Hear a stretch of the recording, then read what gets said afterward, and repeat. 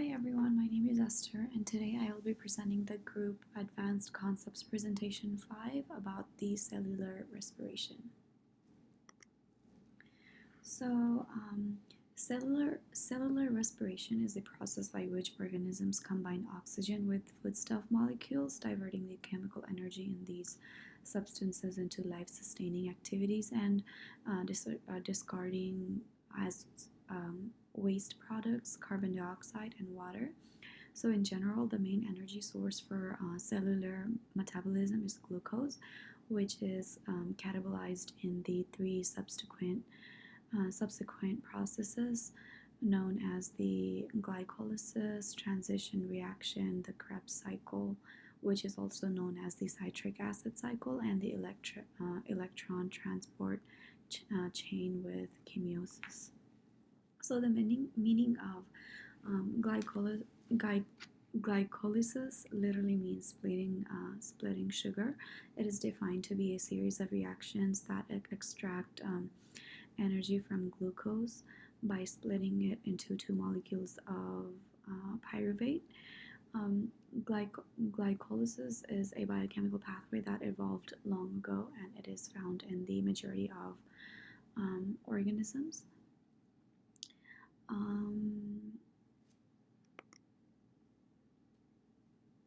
So I just got this image off the internet. It just involves the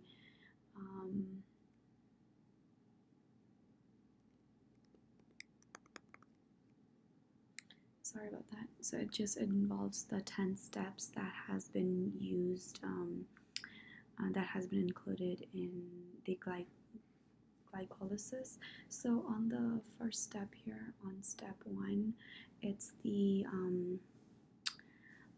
enzyme hexokinase phosphorylates glucose using the ATP to transfer a phosphate to the glucose molecule to form the glucose 6-phosphate, and this reaction traps the glucose within the cell. And on the second step, which is the glucose 6-phosphate, is isomerized into fructose 6-phosphate, involving the change of an aldose into a ketose, and the enzyme phosphoglucose catalyze this reaction. A molecule of ATP provides the phosphate group, and on the third step, the phosphofructose kinase, which is also known as the PFK, with magnesium as a cofactor, phosphorylates glucose 6 kinase to fructose 1,6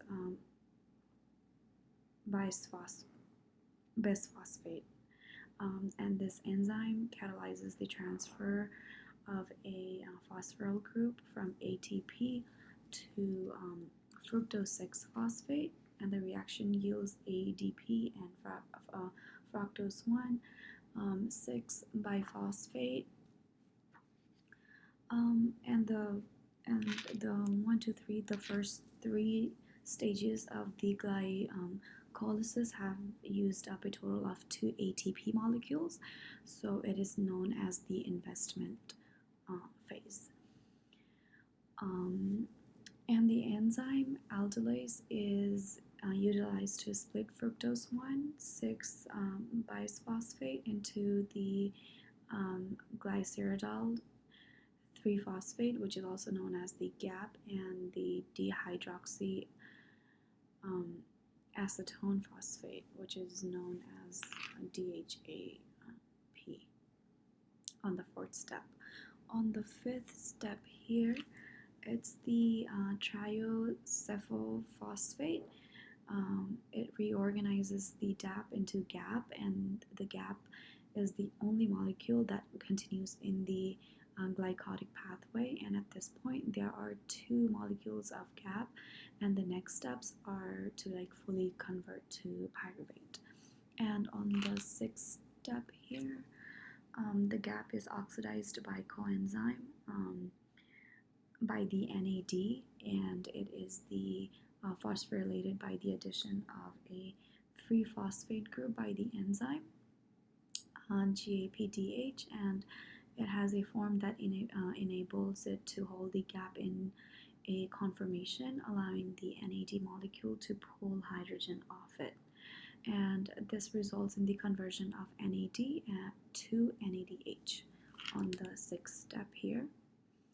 On the 7th step, it is the phosphoglycerate kinase, known as the PGK.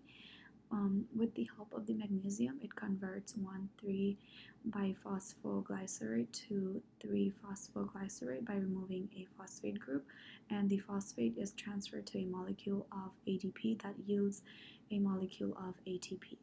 And on the 8th step, the phosphoglycerate mutase rearranges the position of the phosphate group on 3-phosphoglycerate, allowing it to become 2-phosphoglycerate. On step 9, on the enolase here, it is the phosphoglycerate that is converted to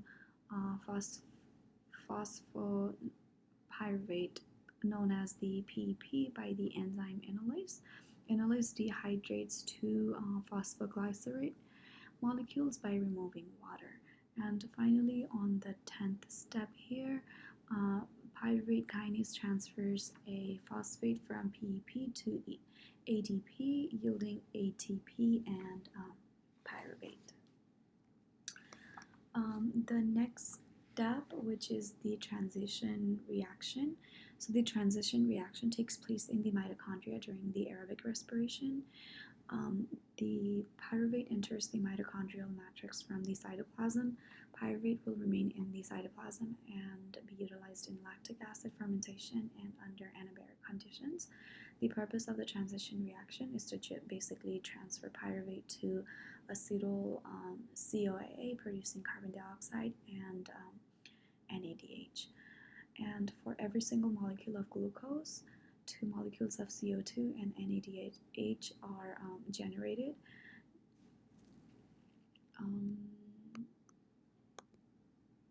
So the Krebs cycle, which is also known as the citric acid cycle, can be described as a metabolic pathway that generates energy, and the process happens in the mitochondrial matrix, where pyruvate has been imported following glycolysis. And the final products of the Krebs cycle include 2 molecules of CO2, 3 molecules of NADH, 1 molecule of FADH2, and 1 molecule of GTP. And these products are generated per single molecule of pyruvate. The products of the Krebs cycle power the electron transport chain and oxidative phosphorylation. Acetyl CoA enters the Krebs cycle after the transition reaction has taken place. And there are 8 steps that is involved in the Krebs cycle and the citric acid cycle. The first step here, it is the acetyl CoA joining with oxaloate acetate, releasing the CoA group and producing citrate, a 6-carbon molecule, and the enzyme involved in this process is citrate synthase.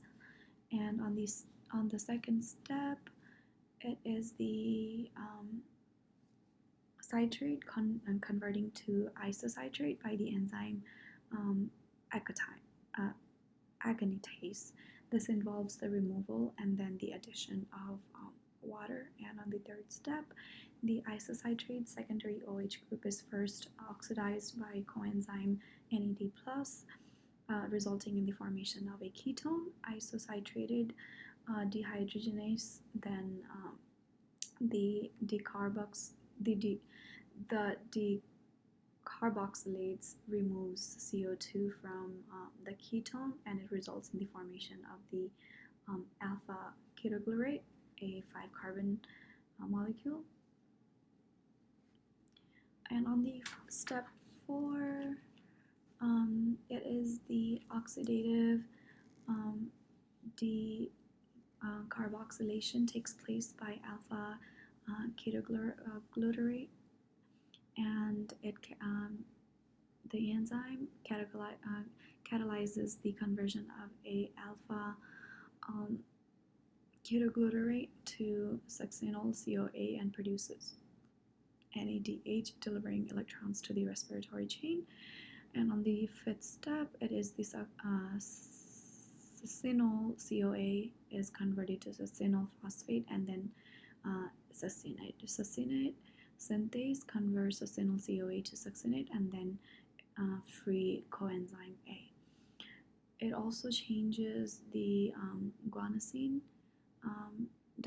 diphosphate, known as the GDP, into guanosine triphosphate and ADP into GTP. First, a hydrogen phosphate ion replaces the coenzyme A at the succinyl group, and it transfers remaining phosphoric acid to the GDP, and it results in the production of the GTP and succinate. By succinate dehydrogenase, on the step 6, it is oxidized to fumarate. The coenzyme that succinate dehydrogenase is coupled to is called the flavin. It's known as the FAD. By removing 2 hydrogen atoms from succinate, FADH2 is created, and enough energy is released as a result to lessen FAD. And the FADH transports electrons to the electron transport chain while still being attached to succinate dehydrogenase. And on the step 7, the L-malate is formed by the hydration of the fumarate, and the enzyme involved in this reaction is known as the fumarase.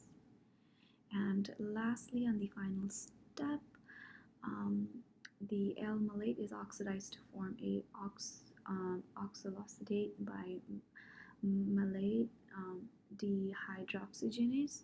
Another molecule of NAD+ is reduced to NADH during this process.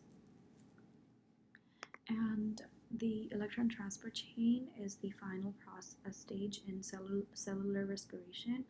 It occurs on the inner mitochondrial membrane, and it consists of several electron carriers. The purpose of the electron transport chain is to basically form a gradient of protons that produces ATP.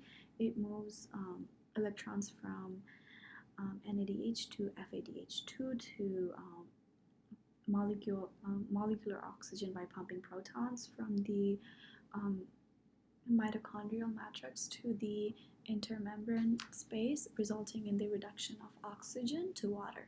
Therefore, the role of oxygen in cellular respiration is the final electron acceptor. So, exactly how much ATP is produced in aerobic respiration? So, glycolysis provides 4 molecules of ATP per molecule of glucose. However, 2 are used in the investment phase, resulting in a net of 2 ATP molecules. 2 molecules of ATP are produced in the Krebs cycle, and finally the 34 molecules of ATP are produced in the last stage, which is the electron transport chain. In fermentation, only 2 ATP molecules are created, and this happens during the respiration's glycolysis stage. As a result, it is far less effective than the aerobic respiration, while it is a faster process. And so, in essence, this is how energy is changed from glucose to ATP in cellular respiration. Additionally, more ATPs are also generated relatively to glucose oxidation via the aerobic pathway. Oh, sorry, I was in the wrong slide. And these are my sources. Thank you for watching.